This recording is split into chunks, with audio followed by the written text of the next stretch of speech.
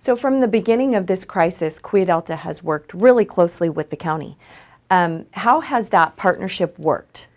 So when we first started, we were having we did planning with the county, and they knew that the response was going to be needed. We knew that this pandemic was making its way across the world.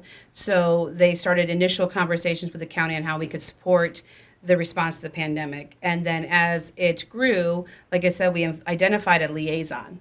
So in the early stages, we had just one person to be the connection to the county, and anyone that needed to work with the county or get information from the county, it would go through this one individual. So we weren't working side by side and reaching out to different people in the county. We had consistent communication between us and the county, and that made sure that we could have the right answer or know who to follow up with for the answer, and that really streamlined that communication.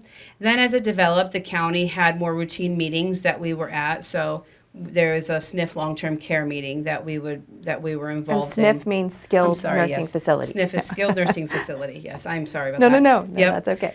And then we would have now there's a coalition. There's a county coalition that we have one of our team members a part of, and Ryan Gates, who will actually be here later on, is part of that coalition. So as we look at the long-term response and doing more work at the county level and helping the county meet their metrics and helping them get where they need to be with reopening, Ryan's working with them on how Cuya Delta can support them.